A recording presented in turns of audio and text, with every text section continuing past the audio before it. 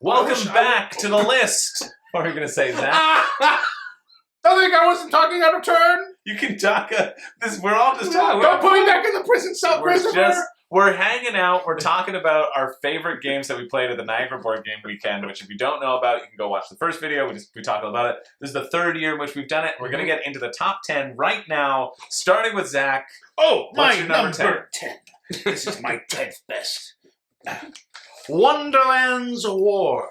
Number 10 on my list. I can't believe it's so low, but I knew That's I crazy. knew that it was mid. I knew that it was mid for you because we talked about it like a little bit earlier. Okay. Wonderland's War. This is the first time I've ever played Wonderland's War. I thought it would be your number one game. I like some parts. Some parts of it, there are aspects of Wonderland's War that make me want to put it at the top of my list. George and Ken are never going to print anything for you ever again. They print too much for me anyway. That's true. Yeah, sounds like I have a bunch of stuff that they gave to me at the very last day. Right. So if you guys need anything, like let me the know. dials and the stuff? dials, the little trays. I got a full stack. Oh, I might steal So- some of that stuff from you. Yeah, by all means. Take more dials. Wonderland's War, I think, is great. Again, these are not lists from the worst thing to the best thing. It's from the good thing to the best thing. Right? Yeah. Okay. Right?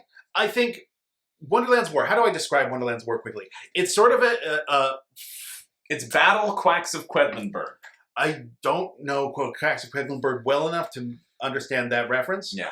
It was described to me as Rising Sun, but simple.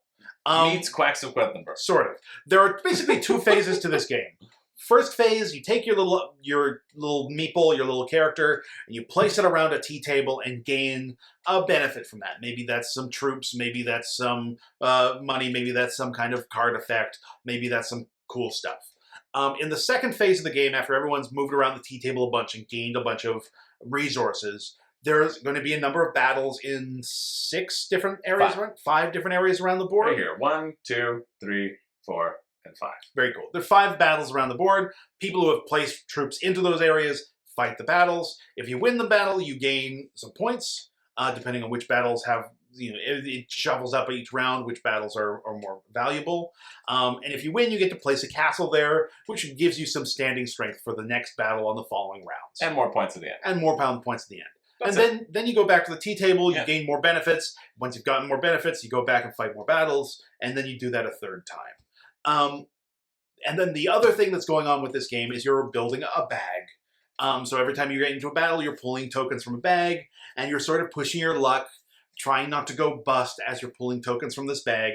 You're building this bag over the course of the game. You're going up on this strength track, essentially, and whenever you decide to stop, that's your strength for the round. Whoever's the highest strength wins, or if you hit this end, this 25 down here, Right. that also triggers the end of the battle. I enjoyed the pulling things from the bag more than every other part of the game. Right? I think that's the most exciting, pulling things from the bag, hoping not to go bust. There was a couple times where I think Renee was middling on the power track, and she was like, I'm done. And then everybody who was higher than her on the power track kept drawing, and all went bust, and she ended up winning. Yeah. That's cool. Great moments. I love all of that stuff. I felt like a lot of the other things were a little fiddly and finicky. And I think doing all of that other stuff, moving around the tea table, setting up those battles, working in your little character board, all of that stuff was just a little,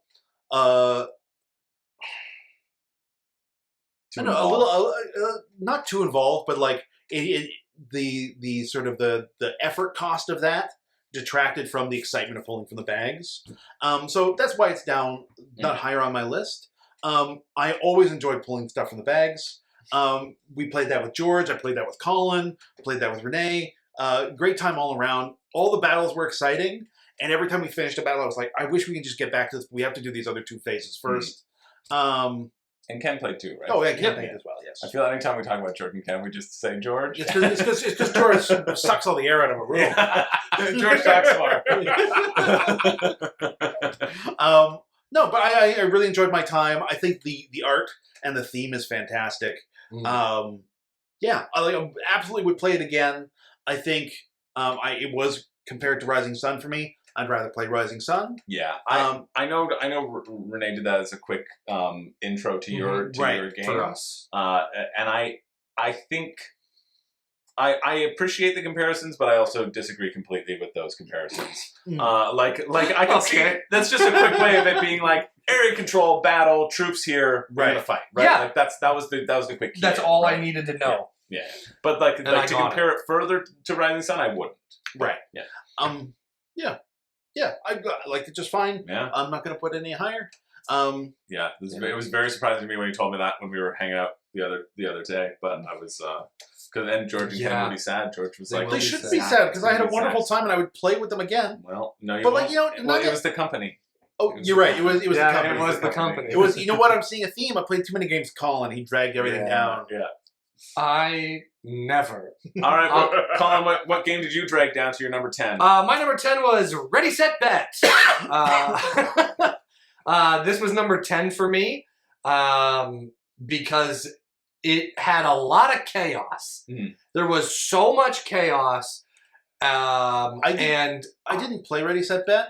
I was on the other side of the convention. And you heard us playing. And it was Ready, like Set, the Bet. sea came in because it was all the roar washed over the room.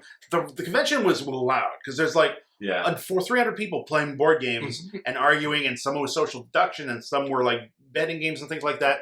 But then like the roar of a stadium shook the room because like 8 people in the corner were playing this game. Yeah. So Ready, Set, Bet is basically you're betting on the ponies. You're gone down to the track, you're putting your money on the ponies, and you want to make sure that your pony wins. Yeah. So basically you have a little stack of multiplying discs or numbered discs that will multiply based on where you place it, and that'll be your payout.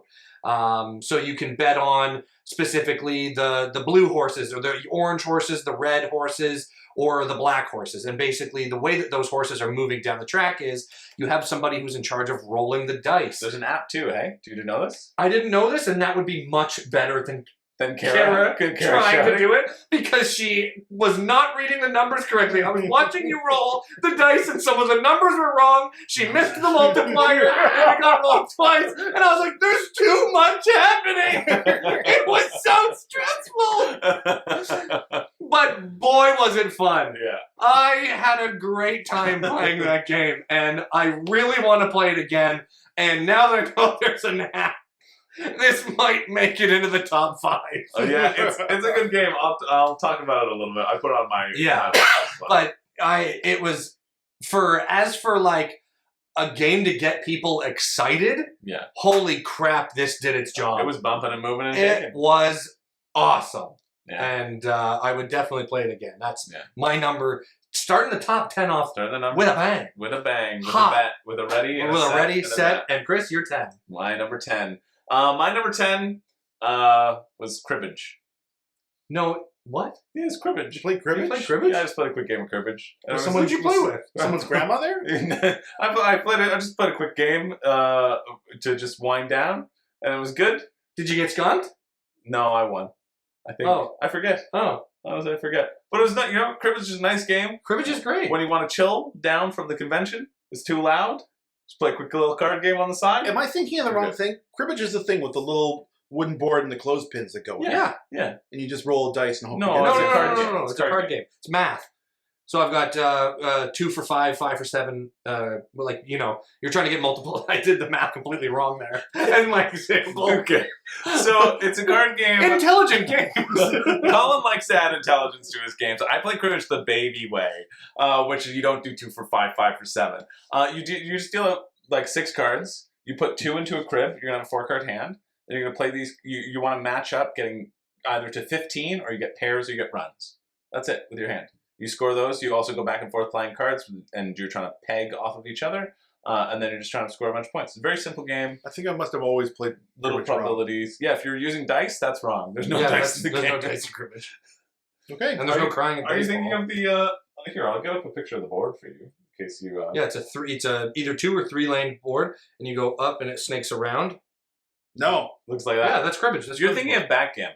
No, I'm thinking of the little wooden thing that Grandma gave me in my stocking every year. Uh-huh. That's got a row that goes up and down, and then you roll a dice and you move a little colored like clothespin down the thing. It didn't look like this, though. And then you and the other person try to get to the end first. No. I've never seen something that looks like that before. Well, yeah, that's cribbage. That's Okay, cribbage. your confusion. Yeah. You weren't thinking about backgammon, were you? No, I know backgammon. You know backgammon? I love backgammon. Or were you thinking about snakes and ladders? No, I was not. You know what? We can stop guessing what I'm thinking about, and we can move on to more interesting. Yeah, you're right. My So number we're 10 supposed was to- cribbage. yeah. It was great. It was relaxing. Classic game. I'm putting it on to buff my numbers up. It's fair, you play Don't it. buff your numbers. That's a game. You Yeah, play the I game. played. No, it was actually like really, really nice, really chill. Just Good. like, chill out. Yeah. Yeah. Zach, your number 9? Hansa con Teutonica. Yeah, Hansa Teutonica. Oh, Hansa Teutonica. Do you remember how to play? Or do you want me to explain? I remember how to play. There is a board. It has Teutonica upon it. Yeah. There are many cities Oh, wow. upon You played that this board. twice, right? I played this. Because you played it once. I played I think I played it 3 times because I think I played it 2 times downstairs in a row, Wow. and then I played it again with you me. and Peter. Yeah. Yeah, but there's a board. But you played it once correctly. I played it once correctly. We'll get to it. Okay. No, it's fine. It was a very minor thing. You have a board. There's cities on that board. There's roads between the cities. On your turn, you can do a number of different things. Basically placing cubes out onto the roads. When you fully fill the road, you get to claim a spot in one of the cities on either end of the road, or you get to upgrade one of your base powers depending on the city. For instance, there's a city that lets you place more cubes. There's a city that lets you refresh more cubes. There's a city that lets you, gives you a better multiplier at the end of the game for points.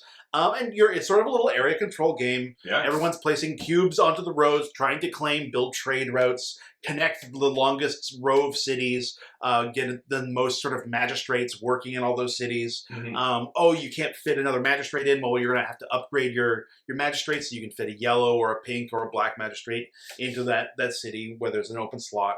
I really enjoyed this game. Yeah. I think it's a solid area control game. Yeah. It's just fun. It's exciting. It was meaty in a way that I like.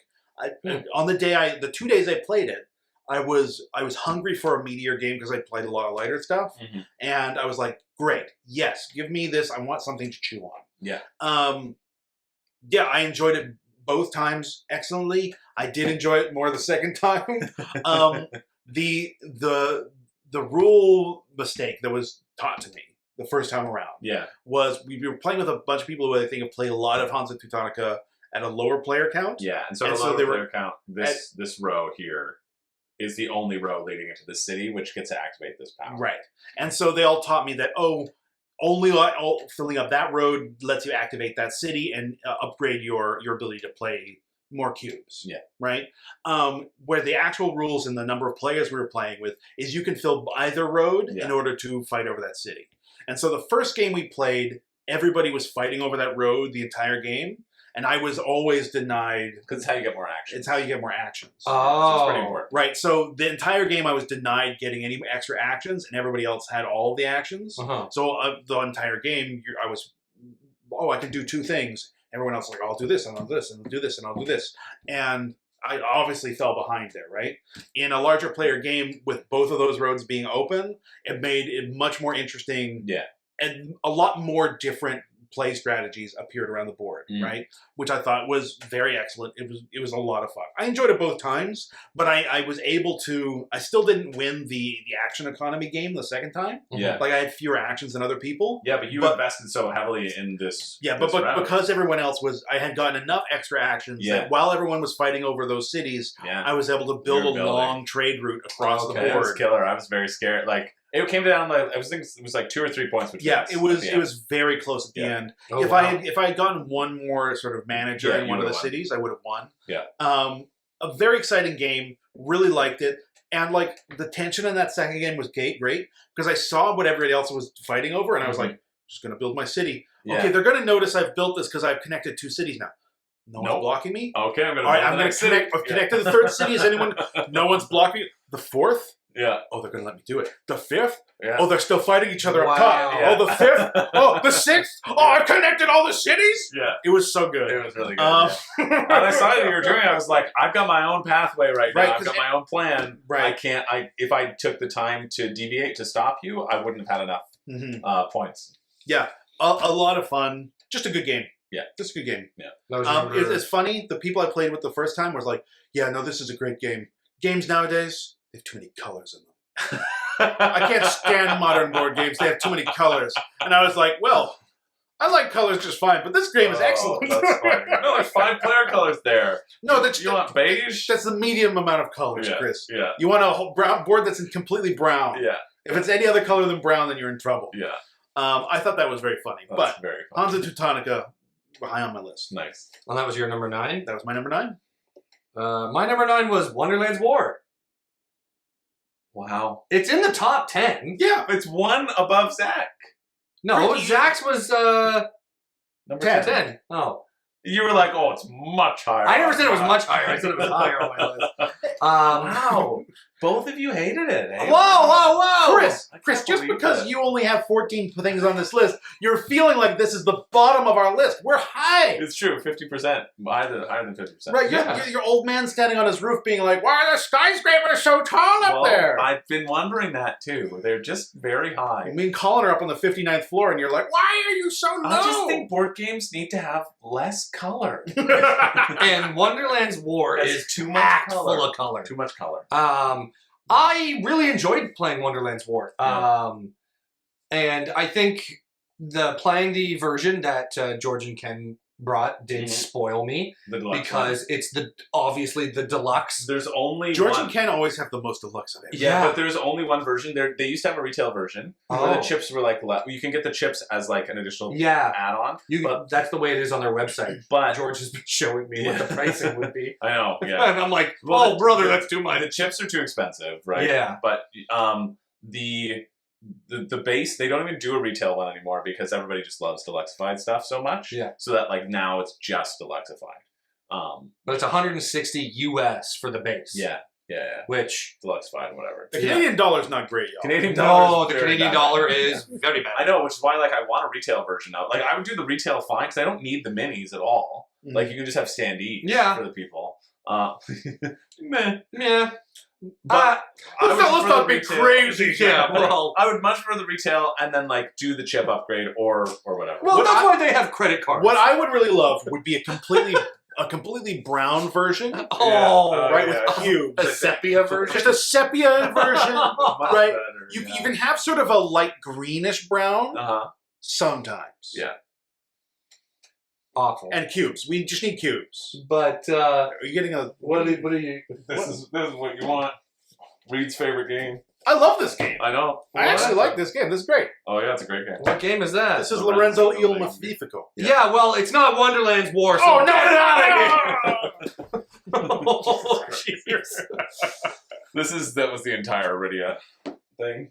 But yeah, I really enjoyed Wonderland's War, and like Zach was saying, Renee was the one that kind of gave me the quick explanation of it's like Rising Sun, area control, battles happen, you put people in. With like a bidding face. Yeah.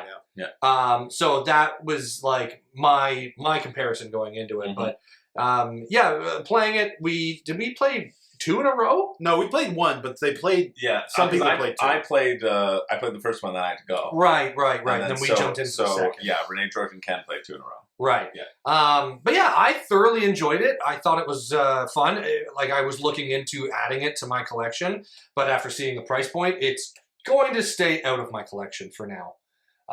Because it was a little out of my price range, but that's not to say that I wouldn't get it if I didn't want to spend that much money. But yeah, I thought the art was great. I thought the play, like the actions you were taking, I didn't feel like I was wasting my time in between the bag. Obviously, yes, drawing from the bag was the most exciting part of the game, but I found placing my character on where I wanted to get the cards and using my character's ability of putting poison, except like the Jabberwock, so playing poison tokens on specific cards. So you guys would either, I really want that one, so I have to take this poison token, or I can just go there, I can save cards for myself. Right. And I do that before every tea party. This might have been partially my character's thing.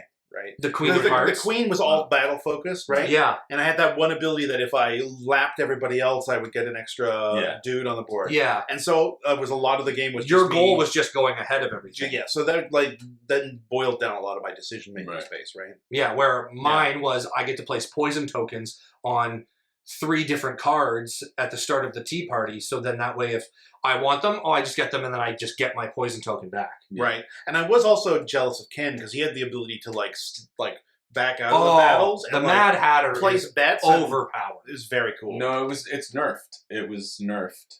Well, It still even with felt the very nerf, it strong. still felt very strong. Yeah. Because apparently they had nerfed the Mad Hatter, but then And buffed the Jabberwock. buffed the Jabberwock, but it didn't feel like that at all. Yeah. When I was playing, I was like, maybe I played some things incorrectly to not get the full mechanics of it, but I still did enjoy the game very much. Like, I really did like it, and it could be the fact that maybe just a boy with his toys, and that might influence my decision. But It was probably just the company. it was probably just the company. I also, my opinion might have also decreased for it because I was like 2nd or 3rd on the point track, but then I realized all those black crystals Oh, give you negative points, and Yeah. I then You had 32 negative I points. anti-lapped the board at that point. He had so many. At the end, it was.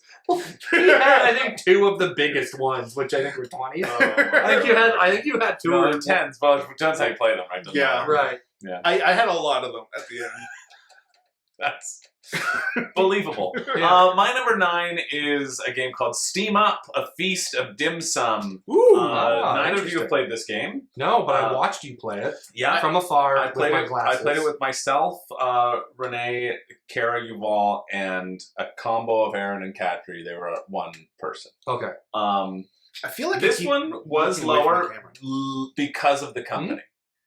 What? Oh, I said I feel like I've spent this whole video looking at your Oh, computer yeah, instead of probably. the camera. Yeah, I know. I should have put the computer here, but Right. what can you do? It's fine. This one was lower because of the company, for sure. Okay. That's not an exaggeration. I don't care how tall that is. Suckers! I could have enjoyed this a lot more, and so I'm putting this in a middle ground. Hey, what can I say? I'm putting it in the middle ground. It's a very simple game. I'm loving all the little components I'm seeing. Yeah, this is the deluxe version. There's a smaller version, a retail version where all of these things aren't squishy. They're just flat tokens. We also said that you needed chopsticks so that you could take them out, but you're essentially taking just one dim sum container at a time. What you're doing is on your turn you can do 5 different actions. One of those actions, one of the main actions, is take tokens. Okay. And then you're going to spend those tokens if the dim sum container is in your portion of the Lazy Susan. It doesn't quite move as well as it should, or you can play cards and rotate the dim sum tray around so that you have access to the dim sum that you want to take to spend your tokens on. Okay. You'll lose points at the end if you have any leftover tokens because you wasted food, which I really like. And it's just, some of the cards feel completely overpowered compared to the other cards. So it's did you get the great card that lets you spin it and just take one? Or do you get the card which lets you take first player and everybody gets a thing? You know what I mean? So I think there was a fair disparity between the abilities on the cards, but it's a light game. I was kind of expecting that anyway. It was the idea of interacting with these pieces was something that I was looking forward to as well. And so it was really great. I saw somebody who had the deluxe version just sitting off to the side. I've been keeping my eyes out for it, and I was like, "Oh, can I play this and we'll get it back to you?" So she lent it out. I learned the game. I taught it, and I enjoyed it. But the company. The company was making their opinions known about the game throughout it, and that detracted significantly from my enjoyment. And I don't care if they're watching, and now you know. The people you were playing with did not like the game? Yeah. And they were like, this is not fun. Most, yeah. So it was like me and Renee on our own. Aaron and Kathy were good. But it was Kara and... It was Kara and Yuval. Oh, this is garbage! Yeah. This is why you can't be friends with your neighbors. Well, that's why they're both my neighbors and not my friends after this game. You've been demoted. Everybody gets this. Everybody gets this. Also, like an asymmetric character based around the 12 zodiacs as well, right? So that's also fun. Okay. I've never had dim sum. The 12 Chinese zodiacs. Very good. It's great. They come around with little plates. You're like, oh, I like that plate. And then they charge you based upon like the shape of the plate. Oh, neat. So they'll have like a large, a small, or a medium, and you'll know that like your large ones cost you $5 every time you grab it or whatever. Are there any good dim sum places near here? Yeah, like tons. Broadview and Girard, there's some really great ones. Yeah, yeah, because you get Chinatown East there. Yeah, yeah. We should go one day. Yeah. I've been to one that was pretty good. I mean, that was like 5 years ago, but there's great stuff, and there's great stuff in Chinatown too, just like on Spadina. Yeah. Oh right. Yeah, I barely know that half of the city. Yeah, that's fair. But yeah, Steam Up, I think it was absolutely good for what it is. I don't think it's ever going to be a strategic masterpiece. I think there are definitely some balance issues, and I think you get to a spot near the end of it where you're out of dim sum, except in one like portion of the board, and you're like, well, better spin the Susan. So like the ending doesn't feel as climactic as I would want it to. Right. So I think there are just like some issues in it, but I think it is a good, fine game, and I'm super thrilled that I got a chance to play it. Well, if you get it again, I'll play it with you. Yeah, and I will not complain the whole time. I will complain as a matter of principle. Yeah, that's fair. So that's my number 9. All right. Zach, what's your number 8? Wyrms sit band. Oh, nice. Yeah, I wanted to play this, but I didn't get a chance. Listen. You played Wyrms Band, but you wrote Worm Sand. Listen. Autocorrect is a monster and it hates me. But go on, Worm Classic Worm Sand. Yeah. Okay, tell me about Worm Sand, Zach, because I haven't played it yet. Wyrmspan is I've played it a few great. times. It's great. It is like it is basically Wingspan. Yeah. I think there are a couple changes to it that Wyrmspan is instituted that make it a better game. Mm-hmm. It's a little bit more complicated. There's a little bit more going on. It fits the theme so well. Yes. So I'm going to get these mechanics mixed up because I don't remember what was and wasn't in Wing or Worm. But in Wyrmspan, instead of just playing dragons into the slots on your board, you are playing caves. Because first you need a cave for the dragon to live in. That's a worm. So, I'm going to chime in all throughout. Colin can say that's worm, and I'll say that's wing. Okay. Yeah. Good luck. You need a cave for the dragon to live in. Yeah, that's worm. And when you play the cave onto your board, it gives you resources. And then when you play when you play the dragon onto the cave, the dragons work like the birds did in Wingspan. And that's Wingspan. But it's also worm. Yeah. And so there's a separation in this game. Because in Wingspan, the way you get resources, just to remind me, how do you get resources in Wingspan? You take the game food action. So that's Wing. Yeah, that's Wing. That's Wing. That's Wing. Oh, good. There's one specific action where you gain food, or like if you've created the brown bird powers on the other, like the wetlands or the grassland, you can potentially get food that way, but there's a main action. So in Wyrmspan, you build your caves, and that's going to get you the resources, and then you build your dragons, and that's going to give you your engine. And so you're balancing these two things. You're balancing these two things on your board. So, hey, you might want to really build a bunch of dragons, but you're going to need to build the caves to be able to fund the dragons first. You have to explore the caves. You need the caves both to play the dragon, but you also need the resources and cards and things those caves are going to give you. Yeah. Got you? I think because of that, the dragons in Wyrmspan are more engine-focused than the birds in Wingspan feel, right? Because you've got to do this double action thing to set them up. The other thing that's really fun is, as an action, you have a little guy that's running your dragon preserve, and you can send him on an adventure, and he'll walk down your cave, and every time he enters a section of the cave, he'll get something for the dragon that's in that spot, right? That's Wing. No, that's worm. Colin's right.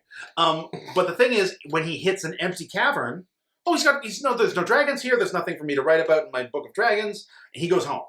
So if you want that action to be most valuable, you want the longest cave that is full of dragons for him to research, right? So it really benefits you to fill out one sort of path of your thing first. And hey, the bottom, that's going to give you, I forget what it is. I think it's a lot of resources at the bottom, a lot of eggs at the top. The cards in the middle, right? So, hey, you want to build in, you want lots of.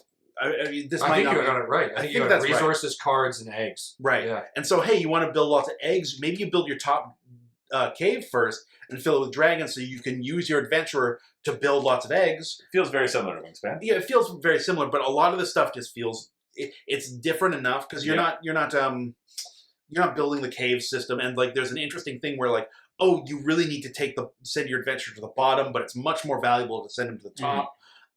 There's like a really nice give and take there. I think Wyrmspan is fantastic. It's pretty. Nice. The dragons are all cute and cool, and like, hey, dragons should be cute and they should be cool, and they're both. That's Wyrm. That's Wyrm. That's Wyrm. And you know what? I didn't win the game, but I had a blast. I would like, and not just because I like the theme, but I think the mechanics in Wyrmspan are much better than Wingspan. I agree. Would buy it as a game, just for its game, just for the puzzle of it. Yeah. Before Wingspan 1,000 times over. Agreed 100%. And I'm very curious because I know they're making Finspan. Yeah. If the mechanics get that much better again. No, it's going to be simpler. Oh, is it? Yeah, you're going down, and it's all card based, so it's very similar to like Race for the Galaxy, Roll for the Galaxy, where you spend your resources just all your cards. That's just because I was going to say I'm not interested in the fish at all. Yeah, but if the game is this much better than Wyrmspan, I think it'll be the simplest of the three, from what I've gathered. So that's disappointing. Interesting, but I really enjoyed Wyrmspan. Yeah. Cool, because I was going to sight unseen grab Fishspan and just be like, I hope like if this trajectory is what it is. Yeah, my roommate has Wyrmspan, so if you ever want to play it, yeah, sweet, done deal. All right, so that's your number 8. Yeah, my number 8 was Unfathomable. Okay, number 8 was Unfathomable compared to 12 Battlestar, compared to 13 Battlestar Galactica. Unfathomable sits this high on my list ahead of Battlestar Galactica because they are very similar in games. That's why I'm comparing them. So make sure if you haven't seen the other one, go back and watch my Battlestar. Besides the point. That's BSG. Yes. Unfathomable, I think, is higher on my list because it's going to get more table time as a larger, more complex game. And it'll be a little more digestible to people who aren't, used to playing a big, meatier game. Yeah. And I think it is the right amount of complex versus fun versus like streamlining of mechanics that I can get more people that aren't necessarily big gamers in my friend group to play it. And it would just be a lot more enjoyable that way because I find getting people to play certain games besides these two is very difficult in my friend group. Right. And so I think Unfathomable sits higher on my list only solely due to the fact that I'll be able to get it to the table a lot easier than other games similar in fashion. But it also just has a great theme. Like I said, the mechanics are streamlined, and what Zach had said, it made improvements on things and made things a lot simpler, but in a good way, not in a bad way. I'm super curious. Was there anything that you felt that Battlestar Galactica did mechanically that Unfathomable didn't do that you preferred, or vice versa? Is there anything Unfathomable did that you preferred to Battlestar Galactica? I preferred in Unfathomable the movement, being able to pop around and go to whatever room you wanted. I didn't have to like take my movement action. It was just, okay, I'm here. I'm at the back of the ship, and now I'm going to the front. Yeah. And like I can then do another action and another action after that, depending on my ability. And it does fall into the IP. I do like the occult, and that's a Finn. Were you waiting for that? That's good. I like that. But I do like the occult. I love H.P. Lovecraft. So Lovecraftian horror with Cthulhu, I'm big into. Well, we know how much you love Tentacles too. Like we established that early on. So yeah. And should have been a surprise to us, really. Yeah. Tentacles. Yeah. Little wet, slimy, long tentacles. All right, my number 8 is. You got anything else to say about Unfathomable? I might actually go buy it. Yeah, it's a might buy. I think they have it at 401 right now. Wow. Yeah, I think it's I'll see you guys later. All right, my number 8 is Ready, Set, Bet. Ah, yes. I put this on here. I was the caller. Well, I was half of the caller. I rolled the dice because I came over and I said, "Ooh, is there any room for me?" And they said, "Nope, it's 8 players only." And then Kara was rolling and shouting. I was like, "Oh, you need help." And she did. I love you, Kara, but you did. You needed help. And so I rolled the dice and Kara shouted it out. And then Kara tried to make me shout it. And I said, "No, thank you. I'm not feeling well." And she was like, "Okay, I'll keep projecting." But yeah, I honestly, and then I played it at level up. So I got to play it as a player too. Oh, okay. So I was really happy to get to see both of those like, experiences. I can see why people enjoy running it as the caller. I like checking the dice. And had I had more of a voice and wasn't like us fighting something off, I would have jumped into the caller position happily to like do that. And we're off to the races. Here we go. Yeah. Number 9. Oh, it's number 9. Oh, there we go. We're the number 7. Because you can make a character right out like, of it. You can push that forward. And had I been feeling like with more energy, I would have been happy to like dive into that more.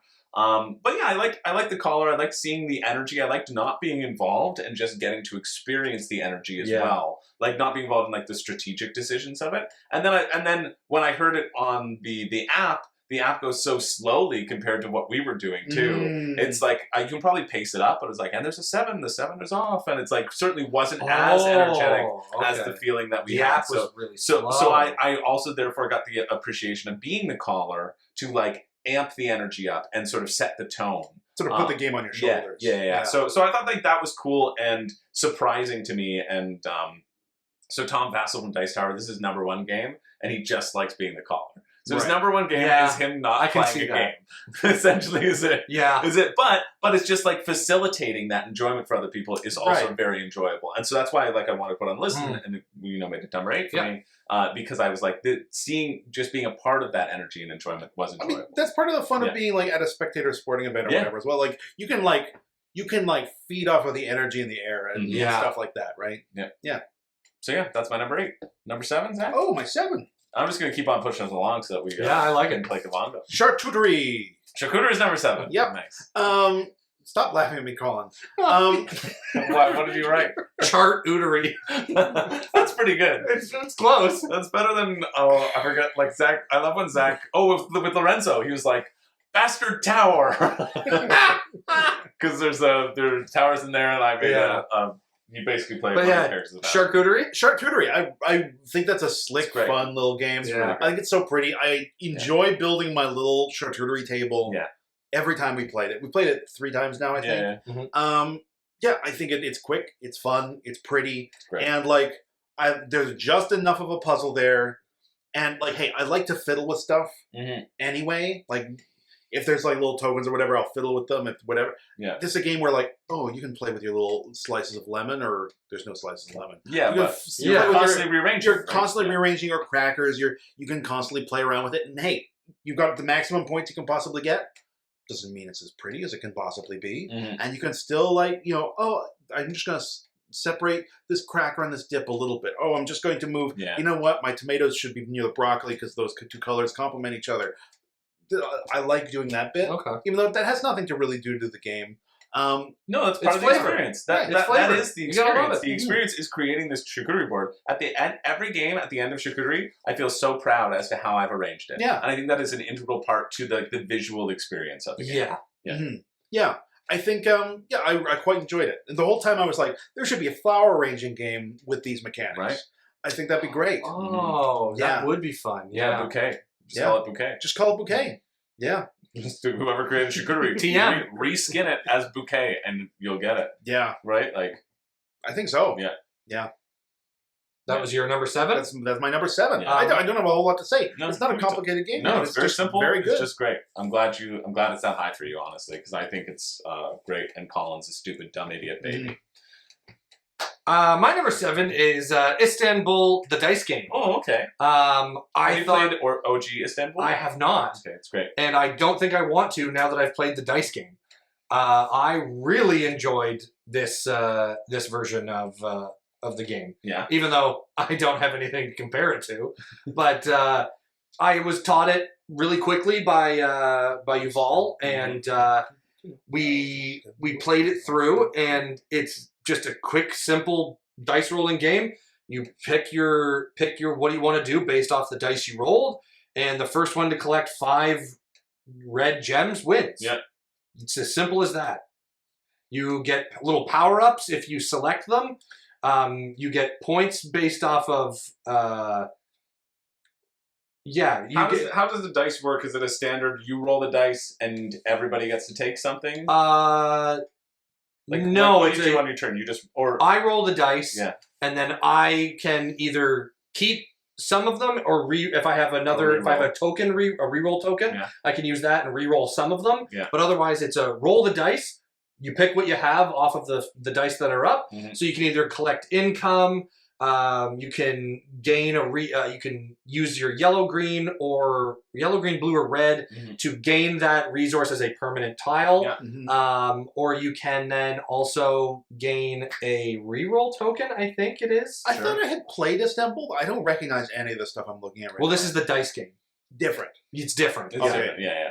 But it's the thing is, I'm very bad at remembering games and remembering what mechanics are being involved in specific games. Yeah. But I thought this game was super fun, super easy, and that's OG Istanbul. And I thought it was great. But it visually looks similar. So. Quick travel size game. Yeah. That this is what I remember. Yeah.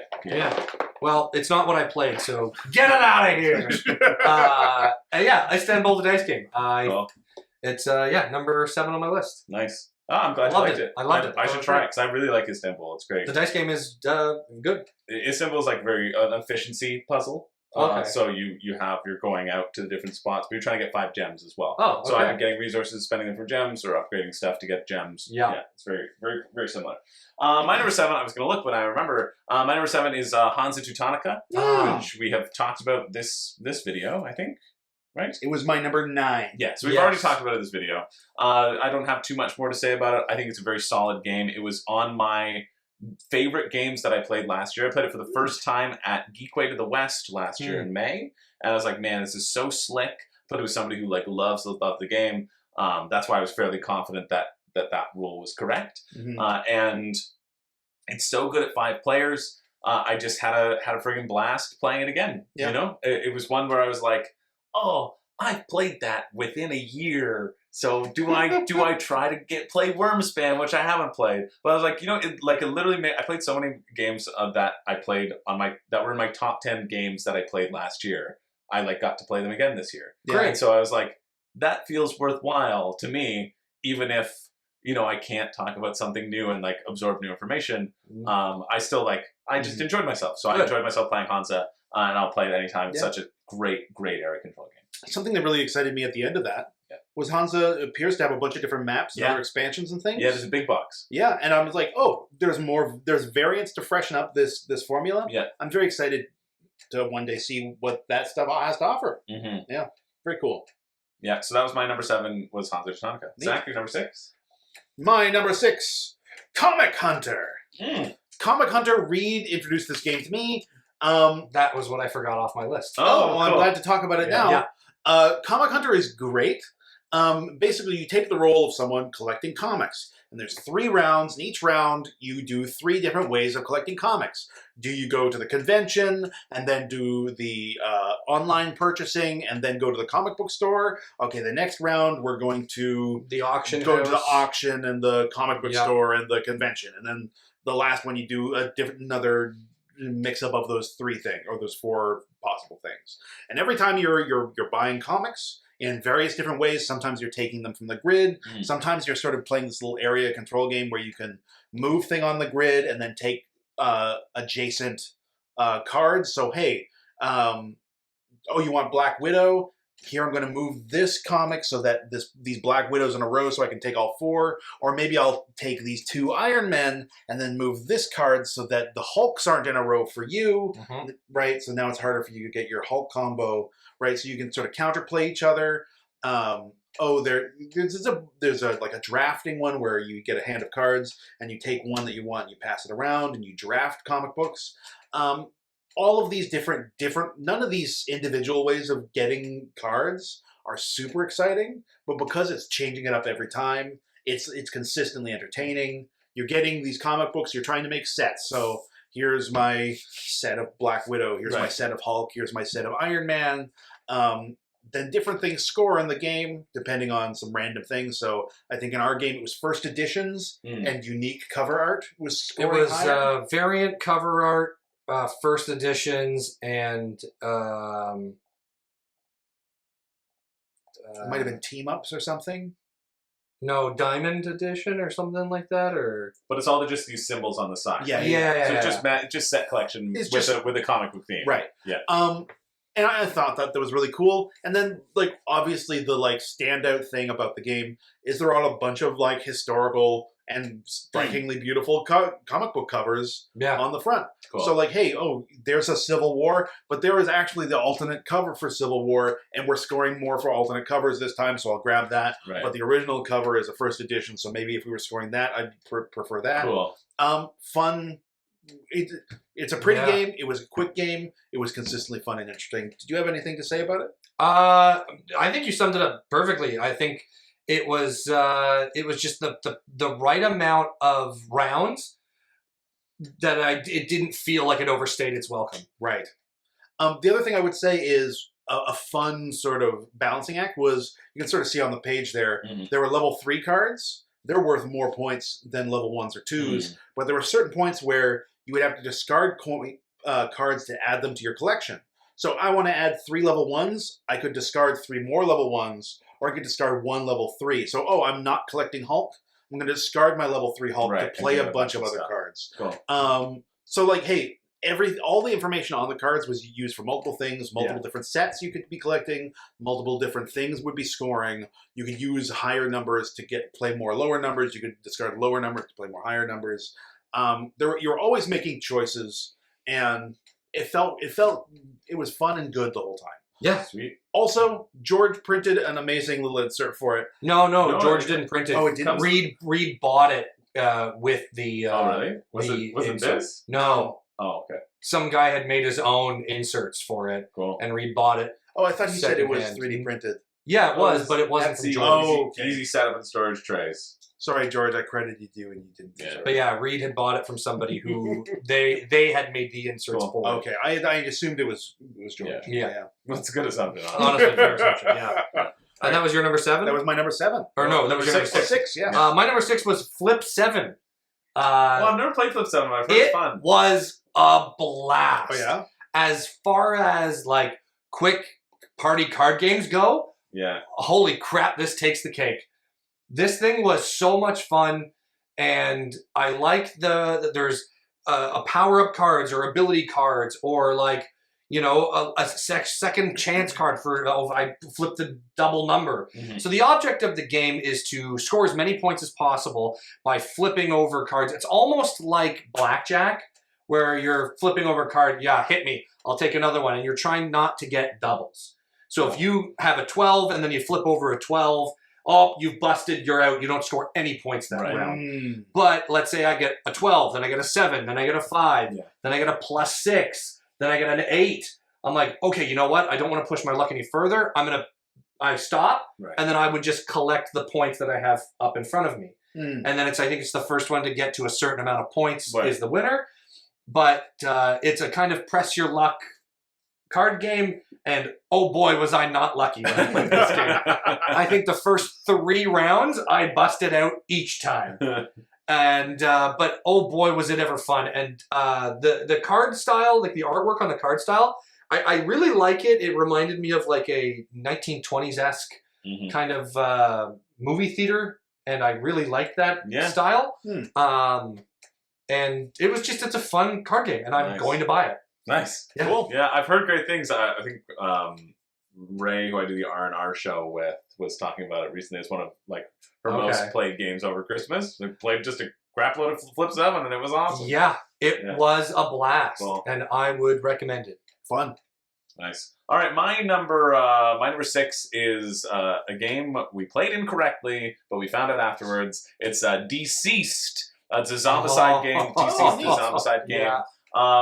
which I found out. I was like, man, this is not a good version of Zombicide. And then Jordan Ken were like, oh, we actually put it. You can add power. You can use the power to add dice. I was like, why am I getting all this power that I can only use in such a specific spot that I'm like my ability sucks. And then it's like, oh, you can use that to add dice, which then makes killing the supervillains possible. Easier. Yeah. Or even possible, because Killer Croc had 4 health. And I'm like, I don't roll, when nobody rolls 4 dice here. Even with your special ability, you roll 3. So, like, we just run away from this Killer Croc. We have no chance of defeating this the Abomination, right?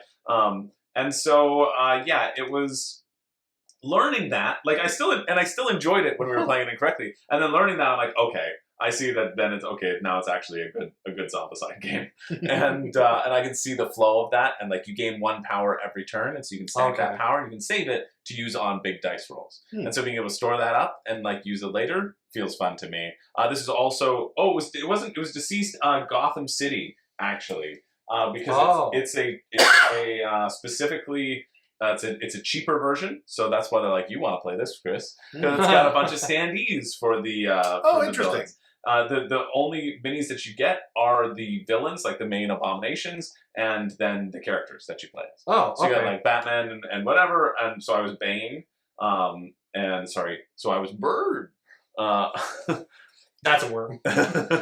But it was pretty fun. I love an accessible Zombicide that's not $100, and so because of the implications of that rules misplay, and now knowing it, that's why it shot up to the list. If I didn't know it, then it would be near the bottom because I was like, well, this George was like, yeah, clearly they like had this game that wasn't working and they packaged it up for the retail one. I was like, yeah, I buy that. And then we find out we were playing a little wrong. But yeah, it was good. DCeased, number 6. Interesting. I'm curious. Have you ever played Marvel Zombies? I haven't, but I think it's a similar system. Gotcha. Yeah. It's based off of the same system, Marvel Zombies and the DCeased, and then DCeased Gotham City Outbreak is just with I've always wanted to pick the brain of someone who's played both because I don't know. Yeah. I don't know what's changed besides the theme. Yeah. I know in Marvel Zombies too, because you play as a zombie, so you have to run out and eat civilians periodically because you get so hungry. Right. And so like that takes away. You're like, oh, I'm gonna always go this way now because you have that hunger in you until it's satisfied, and then you can like do other things. That's what but yeah, that's my number 6. Number 5, Zach. Number 5. Top 5 now. Moinkers. Give me more Moinkers. You want more Moinkers? Give me more. Give me more. Regular Moinkers wasn't enough? Not enough, Chris. You want more Moinkers? I want you to shovel some Moinkers into my mouth. Wow, you want more Moinkers. More Moinkers. Wow. I enjoyed Moinkers. Monikers. Yeah. Monikers. For those who didn't watch the first video, it's Monikers, but it's Moinkers. And it's Moinkers now because... I mean, you've infected my brain now. The only reason I put it up there on the screen is so that see it's Monikers, but it's now Moinkers. I called it Moinkers because I read the box incorrectly, and now it's just Moinkers. Yeah, it's better. I had a blast playing Moinkers. Played it with some amazing people. Everybody was fun. I was blown. Sometimes you play like an icebreaker game. It's also my number 5. And you realize, hey... So we can just talk about it together. The people I'm friends with are actually fun and intelligent, hilarious. Yeah. And like sometimes that's like a wonderful discovery when you're playing an icebreaker game. We played that. I've never seen Ken make a joke before. He is so stoic. And we played Monikers, and all of a sudden I was like, oh, he's witty. Oh, I've never seen this side of him. And like that's a delightful to discover the people you're friends with have players. Anyway, I enjoyed that whole night.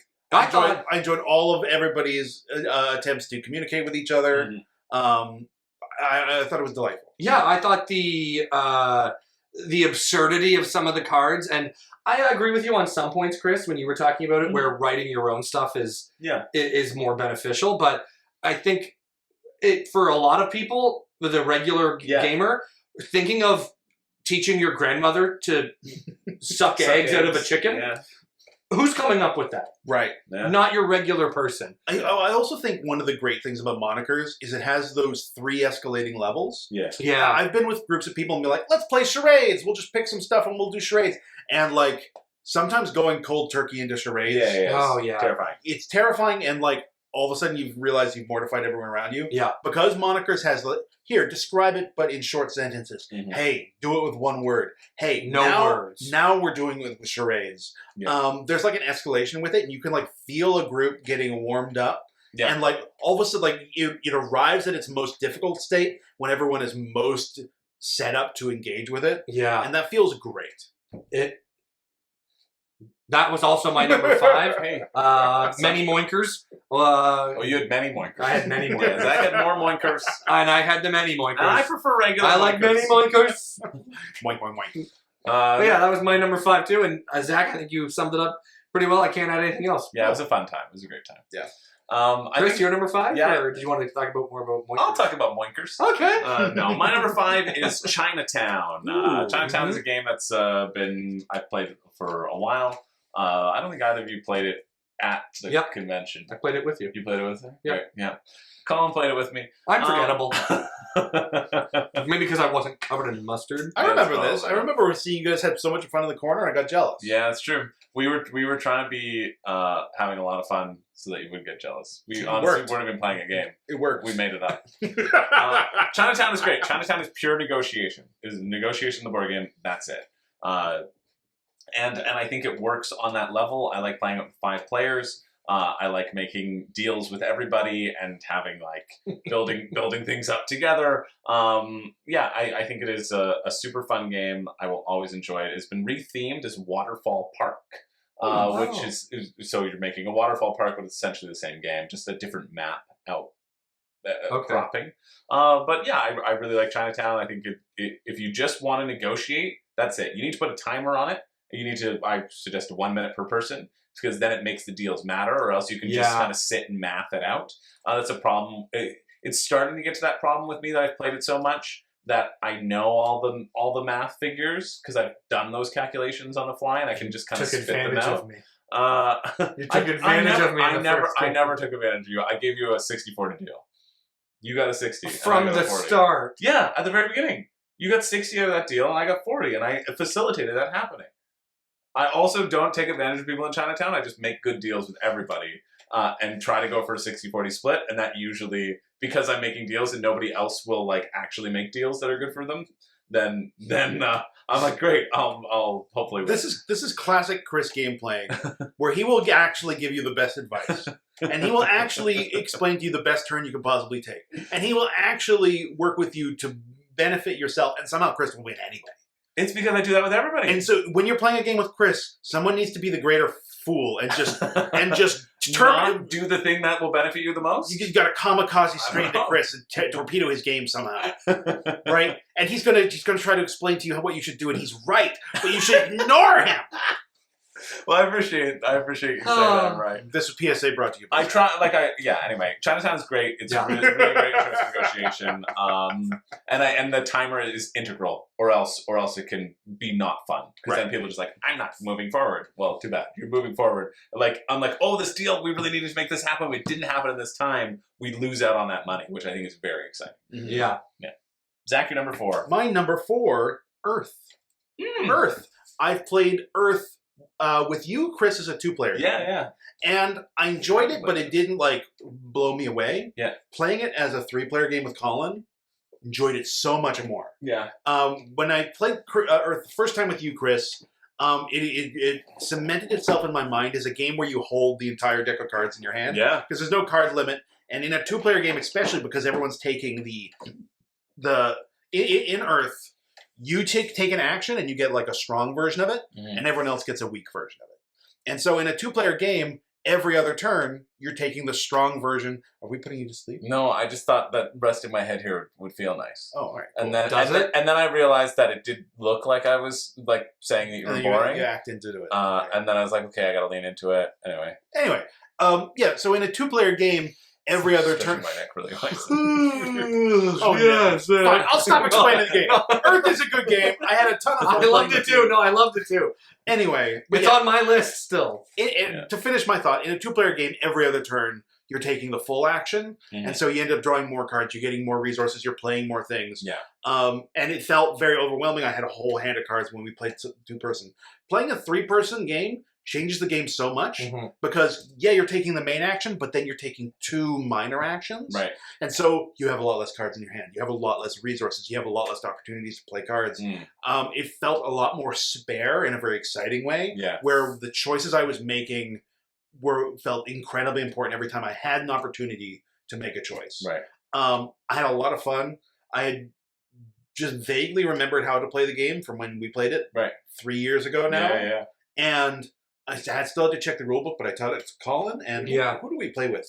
Oh my God, what was his name? Was his name Justin? Sounds like a Justin. No, it was something Tin. Oh. Tim? No, Tin. It ended in Tin. T-I-N. Anyway, it was embarrassing because he was like... Nixon? Maybe? He was like 13 years old and he wiped the floor with us. Oh my God, he killed us in the game. In the middle of the game, I think it was Justin. Yeah?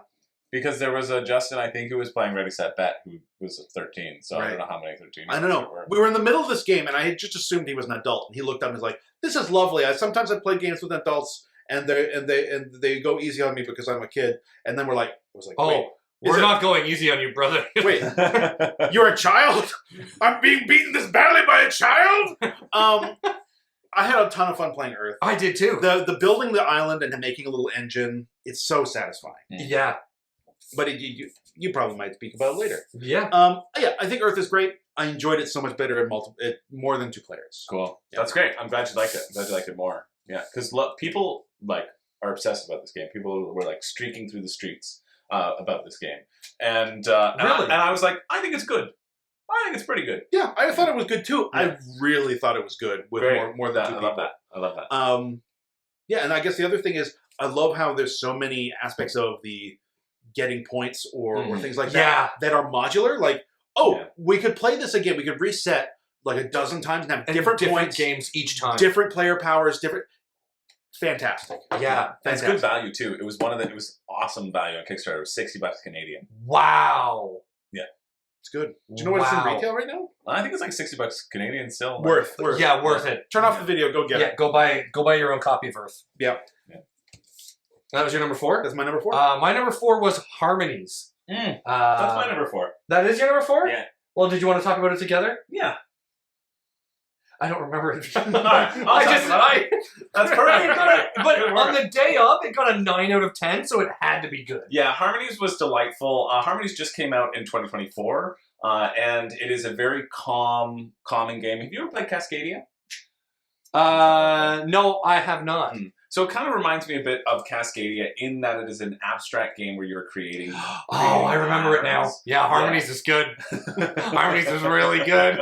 I know it's like you remember the feeling, right? I find that too with games too. I'm like, man, the feeling of this game was so satisfying. Was this thing? And then somebody's like, okay, teach it to me, and I go, I don't know how to do that, right? But so Harmonies was very simple in that you are collecting these cards, which give you scoring conditions. Patterns that you have to make on your own board, and when you make that pattern, you drop a little cube on the disc, and so you can use that disc again to make a pattern, but you can't drop another cube on it, right? So you want to find that balance of, okay, I can incorporate this into this other pattern and this into this other pattern, because the cube always kind of has to be dropped on the same spot, essentially. In addition, there are base scoring conditions for. Oh, that's a cute little. Oh, their cubes are little bunnies? Or something like that. Oh. Little blobs. There are also base scoring conditions as well, where for every one of the colors. That looks very cute. So here's an example of here are all the cards. Once you take the cubes off of the cards, you put them onto this thing, you will score that many points, and then you also will score points for the base condition. So the base condition of the river was I have a 6+ river, for example, gets you a number of points. You on your turn you will draw 3 tiles from a center area, which you can see up here in the corner. There aren't that many tiles that are left, but essentially all of these will be filled with tiles, and that's your choice of market. And those are the tiles you can add in. So you don't have full flexibility. You're drawing those out of a bag. You don't know what they are, but you're making the best with what you can, and then also trying to pair it with different cards, which you can only hold a certain number of cards with. I thought it was delightful. It was the last game that we played on Thursday, right after Moinkers. Yeah, and it was really nice to finish off with a calming. It took us 40 minutes, maybe if that. Yeah, and include plus that was plus the teach. It's a very calm, simple game. A lot of people really like it, and it's a great game for 2024. Yeah, Yeah. It's a really good one. What are you laughing at? Sorry. I was thinking about stuff. Fair enough. Yeah. If you can share the stuff. I don't even know if I can put them into words. No, I was just having enjoyable thoughts. But yes, All right. Harmonies was a very fun, cute little game. Yeah. And I liked it a lot. Yeah. There was it was very calming. Yeah, It was I very agree. calming. It was very relaxing, and Not like Ready Set Bet. not like Ready Set Bet. Oh boy. And so it was really nice to finish off the time with, and I can see how you can play a bunch of those games over and over. Yeah, It's very 100%. simple. Yeah. Well made. Yeah, quite good. So that's our number 4 collective, myself and Colin. Number Section 3, Great Western Trail, The Sheepening. Nice. I like Great Western Trail a lot. Yeah. Played it a bunch of times now. Always enjoy it. I'm always overwhelmed at the start. I always feel like I understand what's going on in the middle, and then the game ends too quickly for me to execute on any of my strategies. Yeah. And It sneaks up on you. I enjoy all of these feelings. I enjoy feeling overwhelmed Yeah. in a board game because there's something to grapple with. I enjoy feeling like I've got a plan that's coming together, and I enjoy when everything slips out of my fingers. Yeah. And so hey, great game, great people. I had a great time playing it once again. I think my one criticism of my own sort of play at this convention, I wanted to play more meatier games. Yeah. Great Western Trail is It's a a big, meaty meaty It game. is, yeah. Right? Hey, Agreed. we played larger games like Unfathomable. Sorry. A worm. But we played big games like Unfathomable and stuff, Colin. Yeah. But there's a difference between a game that's physically large and a Yes. game that has a puzzle that is meaty and Yeah. gives you something Yeah. to chew on. That's fair. And there's a place for both, but I needed more meat on my plate at this convention. Yeah. And those bits of meat like Earth, like Great Western Trail, Yeah. they Where's rose more to the satisfying. to the top of my Agreed. list. Yeah. Cool. Yeah. Great point. I think that's also why why party games generally will fall lower Mhm. for me, because I'm like, you know what? I can play party games anytime I get together with people, and we're not there to game. And so Yeah. I think being at a convention too, and also having more limited time where I knew okay, I'm not feeling well, I've got to take this time to do work, right? I was like, I want to make sure I get those chunky experiences. Yeah, you want to sit down and be like, mess me up board game. Yeah. Colin, what's your number 3? My number 3 is Chinatown. Nice. Chinatown, number 3. For all of the reasons that you were saying, Yeah. the fact that once you set up the game, everything is negotiable. Yeah. Money is tradable. Tiles are tradable. Spots are tradable. Your 1999. tokens are swappable. I walked over there and you guys had your eyes were all bulging like you were It on something. It was wild. What are you looking at? what? Masked man style negotiation in Chinatown. Scaring There you go. children into swapping spots. Yeah. Whoever is white, wow, good setup. Yeah. But it's it's such a simple game, but the fact that it adds the complexity by that's that turmoil in between you and your friends is incredible. Yeah. Like your money, I'll pay you this much for that spot if you give it to me right now. Yeah. Or, hey, if you give me that spot, I'll give you a dividend of $50K each year. Yeah. Like, you can make any trade is on the table. Yeah. There are no limits. Yeah.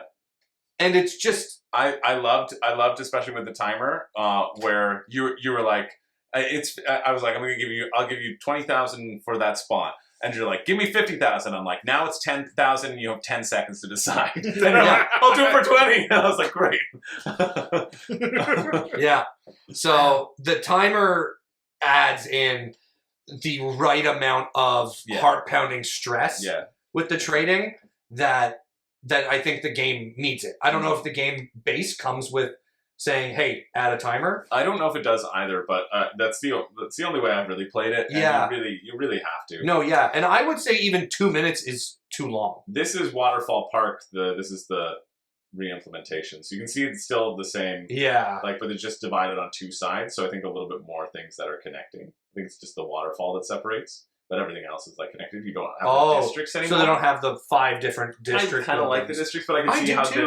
this would make more negotiation if there's more adjacency. Right? Yeah, but I think it's also the way that they have the 5 separate districts does lean into the nice playability where you can be like, okay, I know I'm going to be looking for these sets of numbers or like you look at where somebody else has got their numbers, so you can make trades with them later on down the line. Oh yeah, you take specific. Oh, it's like, I loved it. I thought it was amazing. Can I see that picture of Waterfall Park again?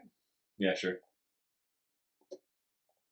Yeah, it's too colorful. It needs to be brown. Yeah, it's too colorful. Board games should be brown. All of them need to be beige. Monocolored, monotone, sepia, grayscale, too much color. Don't like it. Nice. But yeah, Chinatown was my number 3. All right. Yeah. My number 3 was my second favorite game that I played last year. And so I got to play it again, and it's Wonderland's War. I love this game, I think, more than the two of you. Yeah. I absolutely adore this game. I think it is so good. I need to get a copy of it. I tried to get a copy. So George? You know who to start messaging. You know who to start. No, well, he knows. He watches the other videos. But I love Quacks of Quedlinburg. Yeah. And this just adds an area control element to it. This adds a fighting element to it. So like obviously it's going to be better for me. I love drafting, and so like the Tea Party is just a big draft. Yeah. Right. Like it incorporates so many mechanisms that I love, and the only reason why I don't have a copy yet is because I was trying to leverage being in Alice in Wonderland this summer. As the Mad Hatter, I contacted the company and I was like, listen, we have an opportunity here to do a playthrough with all the characters in your game. Like, let's get that working. And then it just didn't work out. Like, he was too slammed and too busy. We couldn't organize it. But, like, and I know that there will be an expansion down the line because they're testing 2 different factions. I think they're testing the Caterpillar and something else. Like new characters that you can be. And so I know that down the line there will probably be like an all-in sort of Kickstarter. Yeah. I'll see what the price is at that time. Shipping will probably be too much. Oh my god. We'll see what our dollar is like at that time. But borders might be closed forever, that we might be building a wall. It's true, right? Who knows? Because that worked out. I heard it worked out. The wall aspect. Oh, yeah, down south? Yeah, I heard it really. They're just gonna copy paste it. Yeah, copy paste. No, we're gonna copy paste. Oh, okay. Yeah, no, but I heard China built a better wall though. Yeah, it's been up for thousands. Yeah, it's great. Yeah, it's a great wall. But yeah, I really, really love Wonderland's War. It is. I think it is my top 50 games of all time for sure. Top 50 of all time. Yeah, for sure. It's in there. I don't know where in that range it will be, but like I want a copy. Well, it's at least 50. It's at least 50. I could see it being top 30. You know what I mean? Like, wow. I could see it going into top 20 at some point. Like, I love this game. Every aspect of it is great. And I look forward to getting a copy down the line by whatever means. I would prefer a retail copy because I don't need the minis. But I would be fine with the standees. That's completely okay. And I could maybe upgrade the chips on my own. I could try to figure out there's like a way to epoxy like resin something. That's probably too. I mean, I haven't set up the 3D printer. I've had it for a year, so probably not going to happen. Yeah. But anyway, I love Wonderland's War so much. I think it is such an exceptional game. So I was thrilled to play it again. And it's number 3. Nice. Zach, Numero duo. Werewolf. Wow. Now, this is up so high. Yeah. It's up very high. Usually I would put Werewolf. We play Werewolf every year. This year I had such a game of Werewolf. That's a game you should write in history books and say, beware the wolf for these reasons, children. Yeah. Did you hear about this? Yeah, you told me. So, just to give you the quick rundown, 2 games of Werewolf. Yeah. First game, I failed everybody in a classically terrible way. We won't go into it. Second game, I was the werewolf. I was also a wolf in that game. And randomly, purely randomly, people kept killing the other wolves. No one had given away anything. No hints had happened. Just like random kill someone. Well, let's kill that person. Oh, it was a wolf. Wow. Oh, one of the roles the town had at night was Warlock, and the wolves picked the Warlock to kill. And the Warlock redirected the attack, randomly killed someone else. It was a wolf. Yeah. Very quickly, I was the only wolf in a circle that had only had wolves die. I was the lone person. The game was about to be over at any moment. But I lied. I lied and I fibbed. And I was weaseled and I pretended to not know what was going on. And people kept getting killed around me, to my left, to my right, people kept getting investigated by the seer, but then the seer was killed, and the warlock was already gone. And night by night by night, people kept dropping it until it was me and 4 people, and then me and 3 people, and then me and 2 people. And the whole time I figured out. Well, it wasn't 2 people because you would have won. No, you got down to 3 people. Yeah. Him and 2 people. Oh, Him yeah. and 2 I see what people. you're saying. Yeah. And Intelligence. very cool. Something I found out was we were playing with hunters. Do you know what hunters are? Yeah. When they get killed, they get to pick kill. a random person to kill. Yeah. And I realized none of our hunters knew what was going on. They were all in La La Land. Mm-hmm. And so every night I chose another hunter to kill, and they kept killing town and people for me. And one, like, because the hunters are supposed to be there to help the town catch up. Yeah. Right? Wolves kill a hunter. The hunter can shoot a wolf on the last stand and even things up. But it was me, the seer, the ex-warlock, and a bunch of hunters. And every night I just killed a hunter, and the hunter would kill a hunter, and the hunter would kill another townie. And it was down to me, and the one person was the seer, and they knew that the other person was safe. And I tried to gaslight them so hard that they were wrong the entire time, and that the other person wasn't safe, and that they were actually evil. And I almost did it. I got them to vote to get that person out, but it wasn't enough. Dang. Yeah. And I got killed at the end. And when I got killed, 2 remaining people still thought it was each other. Yeah. Until I revealed I was the wolf. It was such a good game. Nice. I was floating on an adrenaline high for the rest of the weekend. It was an incredible game of werewolf. And the fact that I was the first wolf killed. And you just got to watch the whole I thing. watched the whole game. Yeah. And normally when you get eliminated out of one of those big social deduction games Yeah. where everybody's sitting around in a You circle, wander off, you play something you else. wander off, you go somewhere else. The intensity that was this game was so captivating that I had to stay and watch. It must have gone on for like an hour and a half. It was almost 2 hours. Right. It Like, was almost 2 full hours. I was sweating buckets the whole time. Wow. But everybody that got eliminated just came over and sat at the table with me and just watched the game. In perfect silence. Nobody left. Yeah. We all just watched the game continue. It was incredible to watch. I wish you had won, Zach. I wish like I wish so you would have good. too. If I had tried to convince the other way around, The warlock Yeah. play. if I had tried to convince, Yeah.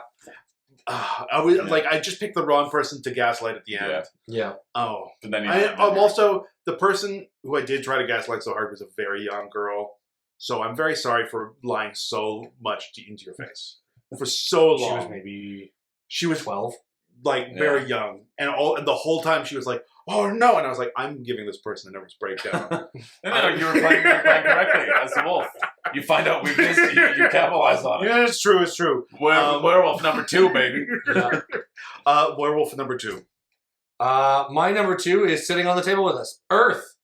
Earth was my number 2. If you want to talk about a near perfect engine builder, it's Earth. It is like I'm almost speechless at how much I enjoyed this game. Yeah, that's great. It was incredible. The 3 now I You never ended played it it. one turn too late, Colin. I did, and I realize now that like there's just I'm having a hard time putting into words how I feel about this game because the experience I had playing was so incredible that Zach, you said you played it at 2 and you were like, this is okay. Yeah. I think it needed to be either 3 to 5 players, and it's bread and butter. Because all of a sudden you're not just trying to. Because when it's just 2 people, you can sort of understand another person's engine and sort of play around it. Yeah. When there's 3 people, there's no way to keep track of it. Exactly. Right? I would try to counterplay him, and I would look over and be like, "Oh crap! Colin's just grown an entire grove of trees." Where all of my tiles now have trees all at their maximum height because that's what I built my engine to do. DDG says best at 2 or 3. People love it at 2. Well, a lot of those people are wrong and not that's, intelligent. honestly, that's true. They didn't add intelligence into their game. They didn't like add intelligence. Colin into their Right? game. Like we sat down, and we were like, we play intelligently, and we're like, yes, we'll do that. Okay, yeah. We'll do that instead of the opposite. Yeah. But 2 or 3, we played at 3. Yeah. And I thought it was better than 2. Yeah. But like this is a game that I'm going to buy. Mm-hmm. Oh, it's a great deal too. That's And now that I know that it is reasonably priced, for the amount of stuff you get, and the replayability factor of this game is incredible. The only thing that's different from this copy, because you would have played my copy, maybe. No, I think we got it from Kira. Oh, no, it would have been. It was out of. No, because you were going to leave. And you were like, right. that better Is not be my mine copy? because Yeah. it's Right. Yeah. So I don't know if there's any difference. We pulled it from. There was a bunch of people just put games on the shelf. There was a minimal, like the Kickstarter, the difference between Kickstarter and retail is minimal. That's all I'm saying. There was like a 12 card mini expansion. That's it. Yeah. And the tokens.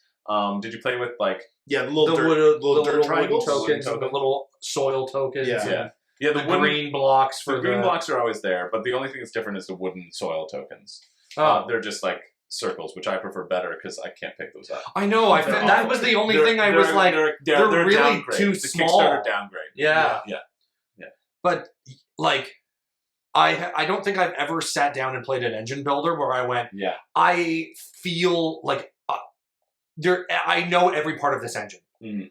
There's some engine builders where I'm like, oh, like I get the gist of it, but I don't know why this is chaining this way. Yeah.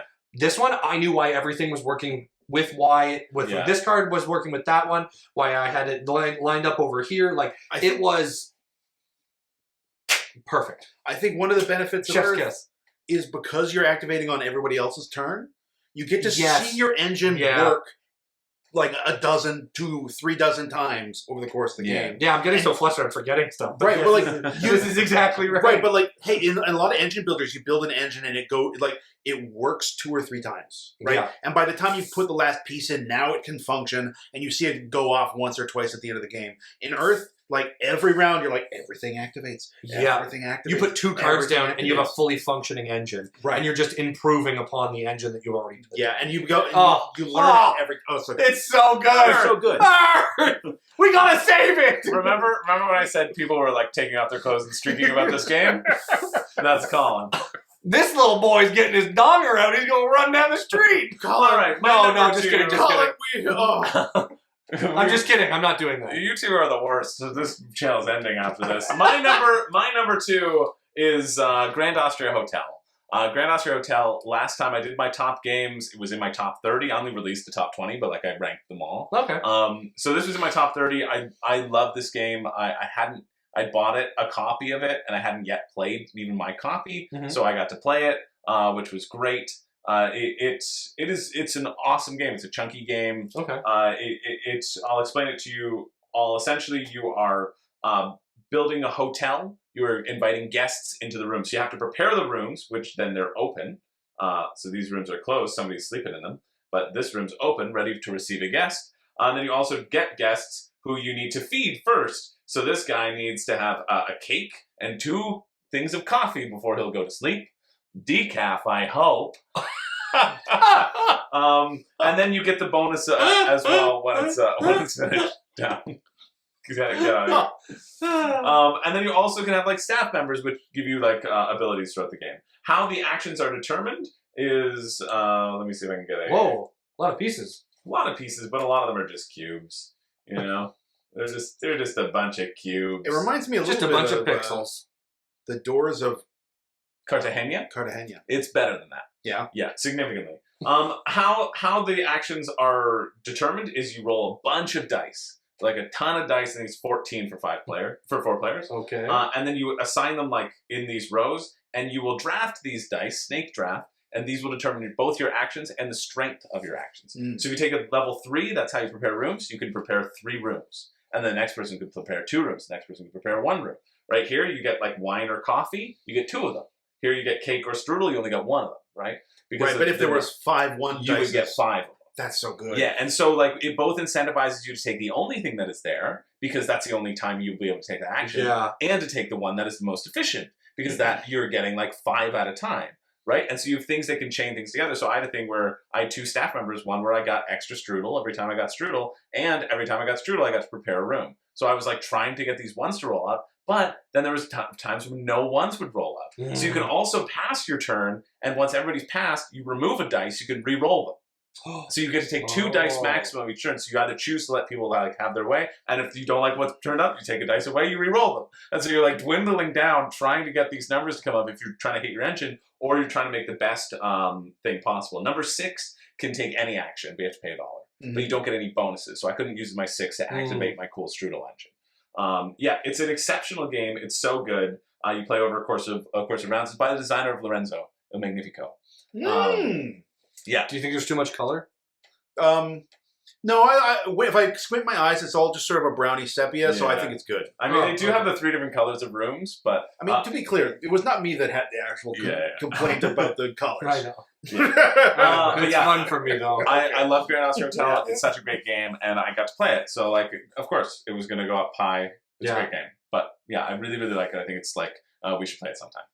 Cool. Zach, we're on to the number 1. We finally reached you. Number 1. Is it the same number 1? I think we might have the same number 1. Everdell! Yes, we do. Oh, right. Everdell. I forgot you guys played it. Everdell! Nice. We sat down. We didn't know what to do, right? We were between games, and we knew Werewolf was playing later, so we couldn't play something too big. And I was like, hey, have you played Everdell? No, I haven't. And I said, I'll teach you Everdell. Sat down, played Everdell, had an absolute blast. Oh. And then I turned to Colin and I said, want to play it again? Yes, I do. And we played it again. Back to back. Had another blast. Since coming home from this convention, I have gone out and I've gone on an Everdell binge. And I've acquired everything Everdell. Except for Everdell. What?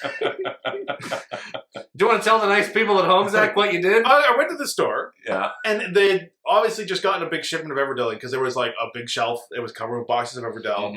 And then there was a shelf with the expansions for Everdell. Yeah. The game that you want, Everdell. Did we play with the expansion? No expansion. No, we didn't. We just played the base. Got there and there was a shelf and there was only one copy of each of the expansions. And there was a guy who was looking at the expansions. And then I was like, if he buys the expansions and I buy Everdell and later want the expansions, but the expansions aren't in the store, and then what if I never get the expansions? And so in order to deny myself the fear of not ever getting the expansions, which I didn't know if I wanted or not, I bought the expansions but did not buy, well, because I did not buy the Everdell, but also because 401 Games has these paper bags. And I was like, if I get Everdell as well, the paper bag's absolutely going to rip. And I don't want to be the kind of guy that says, like, can you give me 2 paper bags? So it was like, you don't want to be that guy. We're just, I never want to be the double paper bag. No, because that's rude, I thought. Anyway, and so I just got all the expansions for Everdell. How many expansions did you buy? 3. New Leaf, Spirecrest, Belfair. I have Pearlbrook now. You have Pearlbrook now? You have 4? You don't even have the base game! I know! But then I also found out that they're doing, there's pre-orders for the collector's edition, which has more cards in it.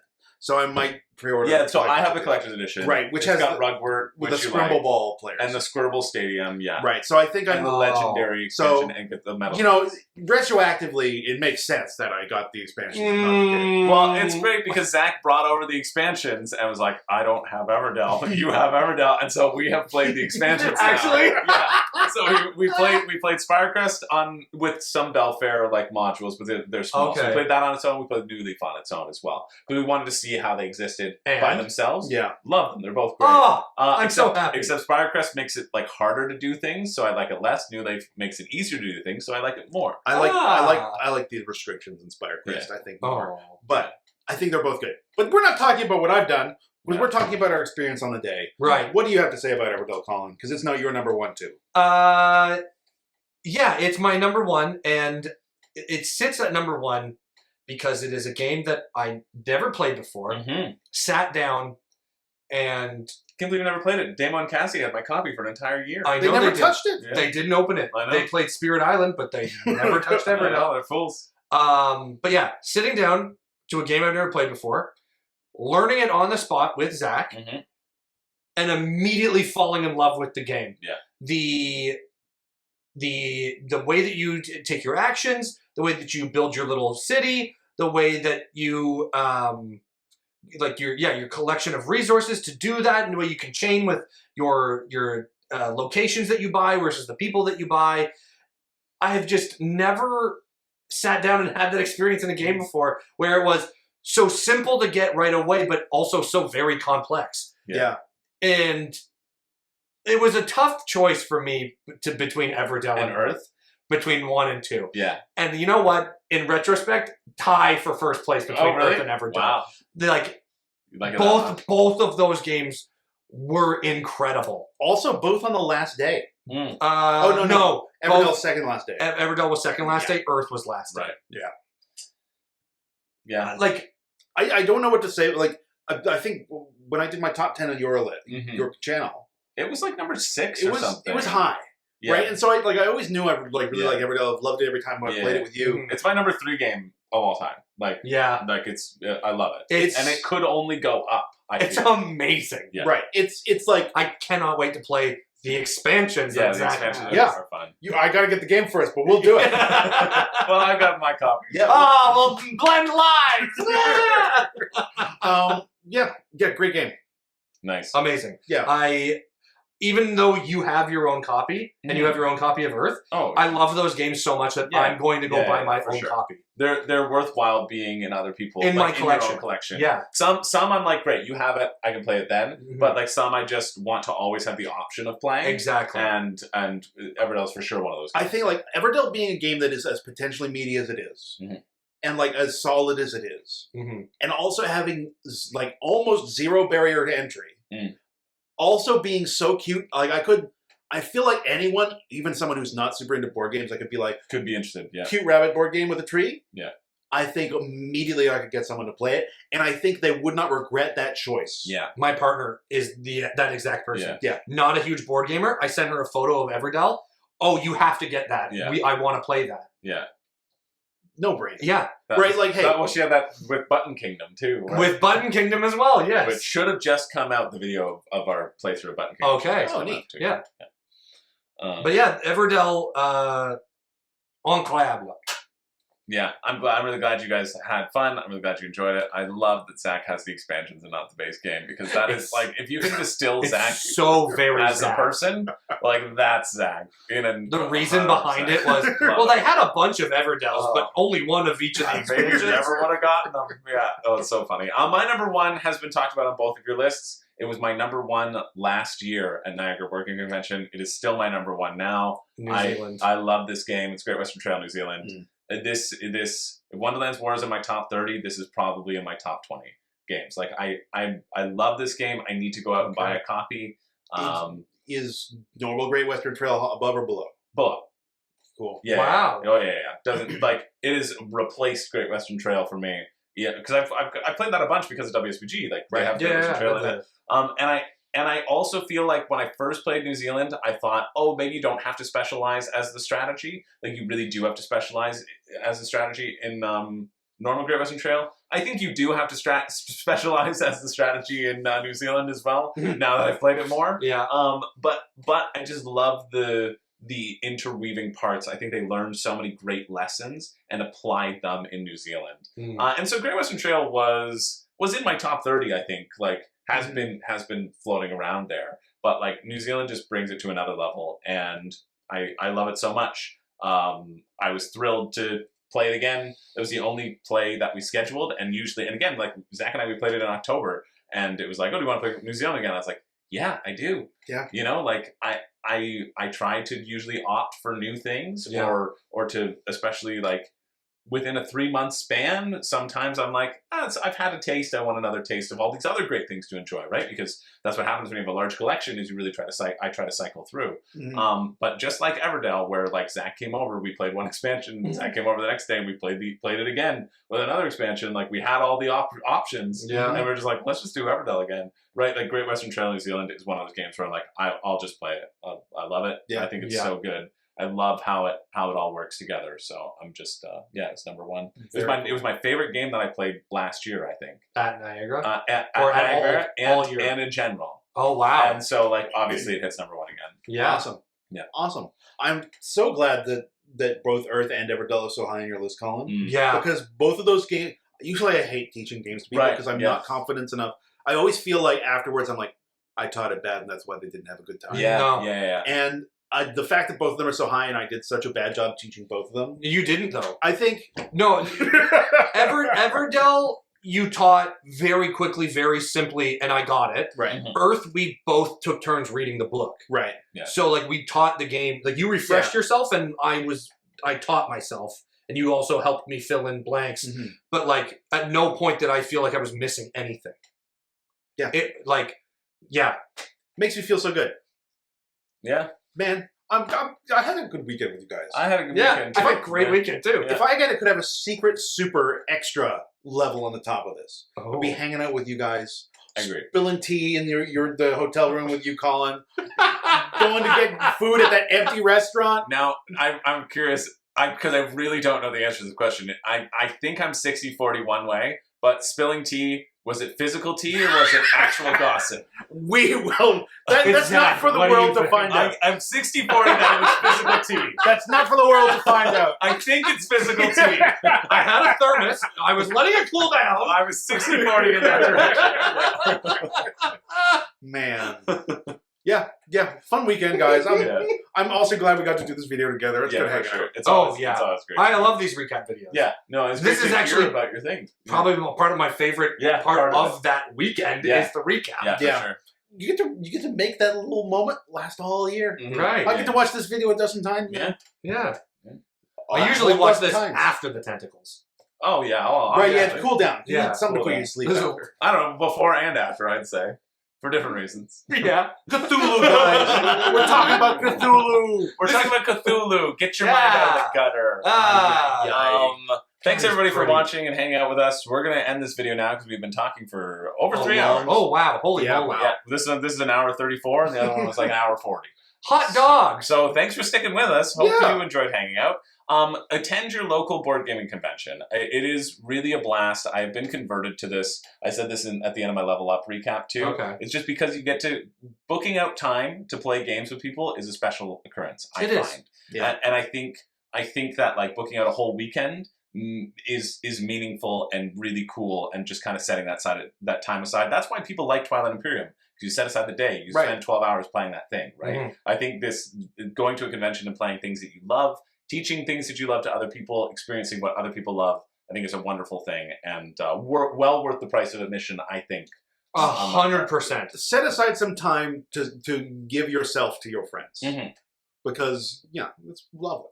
Yeah, Colin asks me to do that every time we hang out, to give myself to him, and I agree. You should set aside some time to give yourself to your friends. Yes. I think it's very important to continue to get out there and do if you like playing board games, like take the extra step to get out there and see see if there are any events that are going on that you can join in. Mm-hmm. Even if you aren't looking to go big to this like 300 person convention, go to your local game store and see if they run a weekly games night. Yeah. Just to get out there, and like if you have your friend group, go with them. If you don't, just take the extra step to try to meet a couple extra people, and who knows, you might just meet some of your best friends playing board games. That's true. And your worst enemies. And your worst enemies. Oh. Well, it's all about the company. It's really what we've learned from this video. It's all about the company. All right. Well, we're going to finish up. We're going to finally sign off, or else we'll keep going. Let's talk for another hour. Well,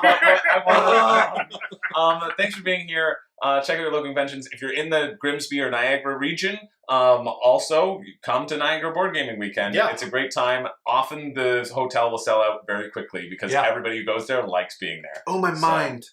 Okay, I know we're trying to wrap up. No, go for it. A person who has been watching your channel, who was... Oh, right. Right, a person was watching... I forget their name, my brain. Yeah, okay, but Zach came up to me and said, somebody came up to me and said, I saw you on... Yeah, they said they were watching the ISS Vanguard series. Oh, that's awesome. And they were saying, it's my favorite series on the channel, I love it. And I was like, my heart is melted. Yeah. Because, like, man, say hi to people. Say hi to people, and like I could tell they were like nervous. Like they had that like quaver that sometimes you have when like you're talking to a new person. Oh, 100%. Like, you're uncertain to approach them or not. You were lovely, and you made my day.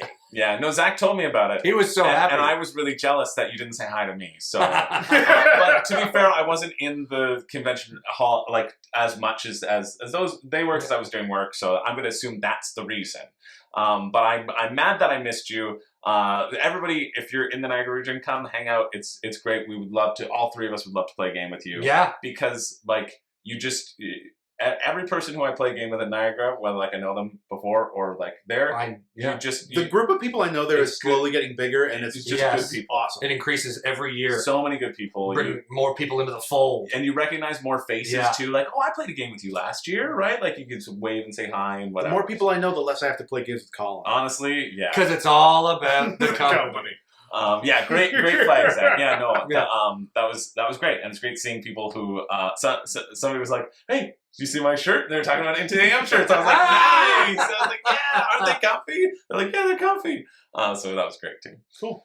All right, thanks everybody. This is Ruin Board. We don't have a catchphrase. I'm Zach. I'm Colin. And I don't even know. I think I'm Chris. I did it out of order, so I got thrown. I wanted to give you the last word. I know, but I don't know. I panic. I don't. This is why you can't have a This is why I don't catchphrase. have a catchphrase. Well, we'll see you later. See you at Niagara. Well, Yeah! Grimsby.